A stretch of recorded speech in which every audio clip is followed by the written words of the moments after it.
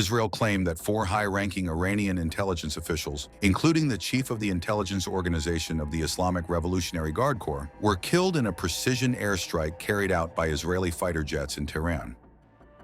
According to the Israel Defense Forces, the strike was executed on June 15th, targeting a building in the Iranian capital where key intelligence personnel were assembled.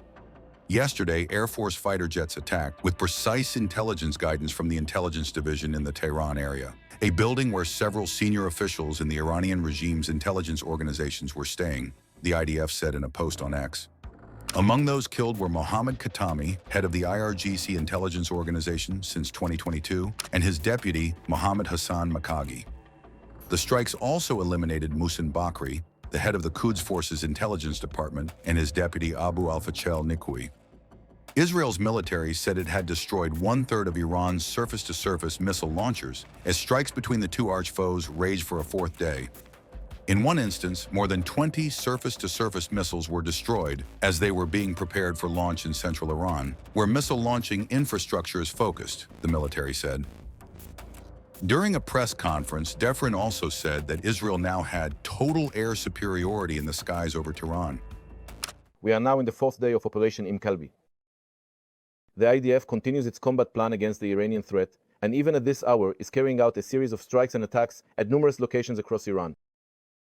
In response to our significant attacks, the Iranian regime is retaliating. The barrages they are firing are taking a heavy toll, as we have experienced again last night. We are managing to thwart large portions of the incoming fire. Last night, 2 barrages of missiles were launched towards Israeli territory. 65 missiles and dozens of UAVs were fired. Most of them were intercepted by our air and naval defense systems. Last night, we identified impacts in 4 different locations in the north and center of the country. Unfortunately, as a result of the impacts, 8 civilians were killed and dozens were injured. This is the true face of the Iranian terror regime. We are targeting military and nuclear capabilities intended to destroy the state of Israel, while they fire at population centers with the aim of harming civilians. This is exactly why we launched the Operation to remove the existential threat to the state of Israel, the nuclear threat and the missile threat. From here, I wish to send strength to the families who were harmed and lost their loved ones. Homefront command forces, together with emergency and rescue teams, are reaching every impact site in order to locate, assist, and save lives. Every such incident is investigated and studied in order to improve and refine the defense of the homefront. Despite the complexity, the resilience and composure you, the public, are demonstrating is truly commendable. Continue to act responsibly and strictly follow the guidelines. They save lives. We receive concrete evidence of this time and again. We have already experienced difficult days, and together we will get through the coming days as well. Follow the guidelines and stay alert. Now we can say that we have achieved complete air superiority over the skies of Tehran. We are currently striking Iranian cells in real time that are launching missiles toward the state of Israel, and also at our aircraft. The ability to close the loop, which we have seen so far in Gaza, Lebanon, and Judea and Samaria, is now happening in Iran as well. Last night, we completed another wave of strikes in Tehran. During this operation, we struck more than 20 headquarters of the Iranian army and the Quds Force. We eliminated the head of the Revolutionary Guard Intelligence Organization and his deputy, as well as the head of the Quds Force Intelligence Organization and his deputy. The Quds Force is the main terror arm of the Iranian regime. It is responsible for operating Iran's proxies around Israel's borders, as well as for distributing weapons and missiles intended to harm the state of Israel. The Quds Force has been the main instigator behind many of the attacks and assaults against Israel in recent decades. Now, the headquarters where these attacks were planned have been completely destroyed. Last night's wave of attacks began with targeted strikes on air defense systems, which were intended to protect the power centers of the Iranian army and the Quds Force in the heart of Iran.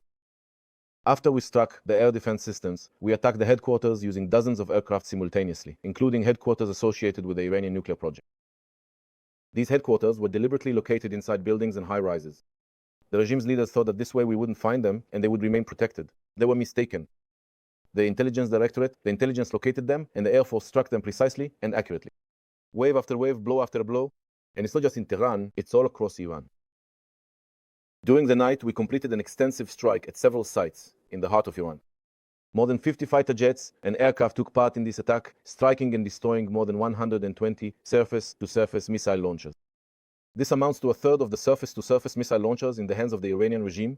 These are launchers, large launchers, some of which are mounted on trucks that were deployed throughout Iran. Each launcher was supposed to fire dozens of missiles that would strike the Israeli homefront and Israeli assets. These strikes resulted in the regime being able to launch only half the missiles it had planned in last night's barrage. Alongside the launchers, we also struck missile storage and production sites. We are going from one launcher to the next and destroying this critical capability. All the various strikes I am describing here add up to a deep and widespread blow to the Iranian threat. We are continuing with our combat plan. The Chief of Staff has instructed us to continue and intensify the strikes on surface-to-surface missile launches. The Air Force is pushing eastward. We will reach additional targets, carry out further strikes, and continue to act in line with the objective of the operation, to harm the existential threat posed by Iran from its nuclear program to the regime's missile array. This is a reminder of the magnitude of the mission and the exact reason why we launched this operation in the first place. Alongside the strikes in Iran, IDF forces continue to operate both defensively and offensively in all theaters of combat: Gaza, Judea and Samaria, Yemen, and the northern border, targeting both near and distant objectives alike. I spoke with commanders in the field, both on the ground and at headquarters. I had determination, courage, and endless dedication. Throughout, all IDF units, both regular and reserve, in the air, at sea, on land, and across all logistical support systems, everyone is working around the clock to protect the security of the state and its citizens. I emphasize again, follow the instructions of the Home Front Command. We will remove this threat. There will still be difficult days ahead, but we will get through them together and we will prevail. I will continue to stand here and update you on every development and answer every question. That is our duty. Channel 13 News. This morning, the defense minister wrote that the residents of Tehran will soon pay the price. What did he mean by that? This terror infrastructure in Iran continues to be hit, and the pain from these strikes hurts them. We will continue to strike it according to plan. I will not specify the next targets, but we will keep hitting the upcoming objectives, keep striking it, and they will continue to be hurt. In net, Yedioth question, what is the objective of this war as presented to the political leadership?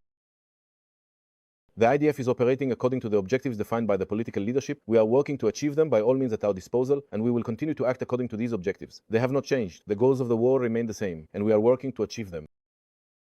Wallah question, is the operational echelon prepared to return to the political engagement with Iran? Look, here as well, you see, the plan we are operating under is an organized, gradual plan. We are advancing according to a plan, and I will not reveal here to the Iranian regime our intentions and objectives going forward. A question from the economics correspondent, is part of the campaign's objectives also to exert pressure will the IDF strike, or has it struck important economic targets for the Iranian regime, such as energy, gas and oil, etc.? We are acting to remove the threat. The goal of the operation is to remove the existential threats facing the state of Israel, the nuclear threat and the missile threat. We will continue to operate according to our established plans. Here too, I do not wish to address the full list of targets still at our disposal, but we do have more at hand. A question from the Haredi ultra-Orthodox room. How should we respond if the war is named Operation Million? As the Chief of Staff said in his speech, we are operating according to an established plan, but he is also right. We are adapting ourselves to the situation, constantly assessing the ongoing situation, acting with flexibility, and we will continue to operate according to this plan.